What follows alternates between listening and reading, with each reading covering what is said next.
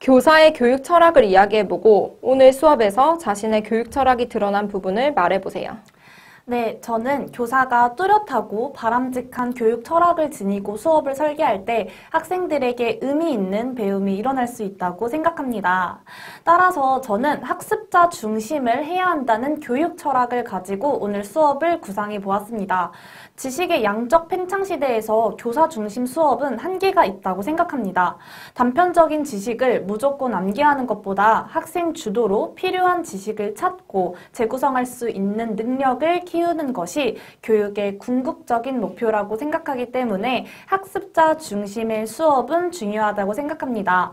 제가 이와 같은 교육 철학을 갖게 된 이유는 고등학교 때 주로 했던 모둠 활동 때문이었습니다. 모둠 활동을 통해서 선생님의 일방적인 지식 전달보다는 우리 학생들이 먼저 내용의 중요함을 찾아보고 이야기를 함께 구성하는 과정을 통해서 우리가 중심이 되어 수업을 하는 것에 재미를 느꼈던 경험이 있기 때문입니다.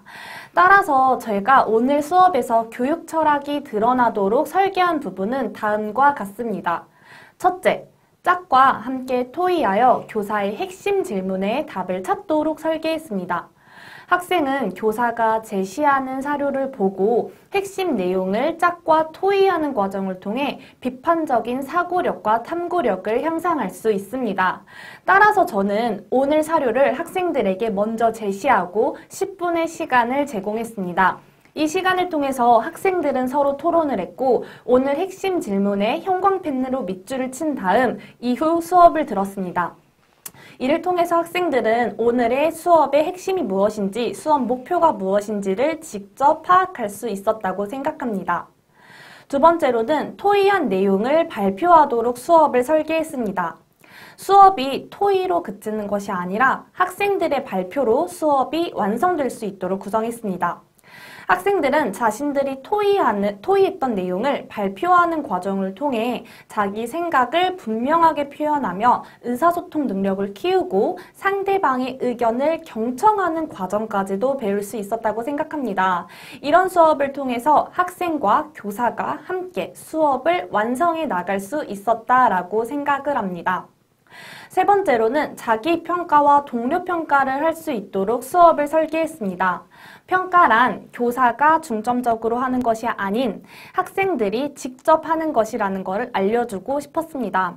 따라서 자기평가를 통해 새롭게 배우고 느낀 점을 정리할 수 있도록 했고 동료평가를 통해 동료 학생들에게 배울 점과 이를 통해 내가 스스로 개선할 점을 정리하여 바람직한 태도와 자세 및 상호작용 방식을 배울 수 있도록 했습니다. 이처럼 수업의 마무리인 평가까지 학생 중심으로 이루어질 수 있도록 수업을 구상했습니다. 저는 학생 주도적으로 탐구하는 수업을 설계하는 것이 학생 스스로 미래 사회에 필요한 역량을 기르는 데 도움을 줄 것이라고 생각합니다. 이상입니다. 오늘 수업의 전개 과정에서 학생의 성장과 배움에 가장 의미가 있었다고 생각하는 상호작용을 말하고 이를 통해 학생은 무엇을 배울 수 있었는지 말해보세요. 이번 질문 답변하겠습니다. 수업에서 상호작용이 활발하게 일어난다면 학생은 자기 견해를 분명하게 표현하고 타인과 협력하여 효과적으로 의사소통할 수 있는 능력을 기를 수 있다고 생각합니다. 저는 이 부분을 중시하기 때문에 오늘 수업에서는 다음과 같은 상호작용을 나타났습니다. 첫 번째, 먼저 교사와 학생 사이에 의미 있는 상호작용이 일어났습니다. 수업이란 교사와 학생이 같이 만들어 나가며 함께 성장하는 것이라고 생각합니다. 학생을 가르치는 대상으로만 보는 것이 아니라 수업에서 함께 배우는 자세가 필요하다고 생각했습니다. 따라서 저는 오늘 학생에게 질문한 뒤 충분히 생각할 시간을 주는 과정에서 상호작용을 일어났다고 생각합니다. 이를 통해 학생들은 충분한 시간을 가지고 생각하는 법을 배울 수 있었고 교사는 학생들에게 생각할 수 있는 시간을 주는 것이 얼마나 중요한 것인지를 배울 수 있었습니다. 두 번째, 또 학생 간에 의미 있는 상호작용이 일어났습니다. 그 부분은 다음과 같습니다. 첫째, 짝과 토의하며 핵심 질문에 답을 찾아가는 과정에서 학생들 간에 의미 있는 상호작용이 일어났습니다. 이를 통해 학생들은 혼자서는 어렵지만 함께 탐구하여 문제를 해결할 수 있음을 배웠습니다.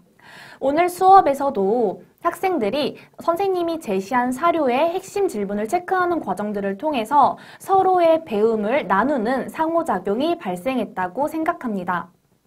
두 번째로 저는 저만의 독특한 동료평가 프로그램인 너나눔 프로그램을 구성했습니다. 너와 나의 생각 나눔이라는 프로그램을 통해서 학생들이 습득한 배움을 서로 나눌 기회와 시간을 제공했습니다. 오늘 수업에서도 스스로 느낀 점, 배운 점, 알게 된 점을 함께 나누는 시간을 제공했습니다. 이를 통해서 학생들은 서로의 생각을 나누며 자기 생각을 확장시켜 나가는 과정을 느낄 수 있었습니다. 교사와 학생과 학생이 상호작용을 통해 의미 있는 배움이 일어나고 더 나아가 배움을 나누는 뜻깊은 수업을 오늘 수업을 통해서 만들 수 있었다고 생각합니다. 이상입니다. 오늘 수업을 통해 깨달은 점을 이야기하고 다시 수업한다면 어떻게 개선할지 말해보세요. 네, 항상 열심히 수업을 준비하지만 수업이 끝나면 아쉬운 부분도 남고 더 개선할 부분이 많이 생긴다고 생각합니다. 오늘 수업도 최선을 다해 준비했지만 이를 통해 깨달은 점과 깨달은 점을 바탕으로 제가 개선할 부분을 말해보도록 하겠습니다. 첫 번째, 저는 배움이 느린 아이와 빠른 아이를 모두 고려하는 수업을 구성해야 된다는 것을 알게 되었습니다. 학생의 수준이 다양한 만큼 한 명의 낙오자가 없이 모두 개별적으로 수업의 주체가 될 수 있도록 교사의 꾸준한 수업 연구가 필요하다라는 생각을 하게 되었습니다. 이를 통해서 제가 다음 수업에서 개선해야 될 부분은 다음과 같습니다. 첫째, 학생의 이해를 돕는 예시를 사용할 것입니다. 오늘 수업했던 4.19 혁명에서 저는 학생의 이해를 돕기 위해서 며칠 전에 실시된 학생 자치회 선거를 예시로 들었습니다. 학생들에게 학생 자치회 선거를 했을 때 우리 모두 비밀 투표했던 거 기억나나요? 그런데 이 투표가 공개적인 투표가 되었다면 어떨 것 같은가요? 와 같은 예시를 통해서 학생들이 실생활에서 직접 경험할 수 있는 예시를 사용하여 설명했습니다. 이러한 설명 방식은 학생의 삶과 연계됐기 때문에 학생들에게 많은 동기유발을 일으키고 좀 더 이해에 도움을 주었을 것이라고 생각합니다.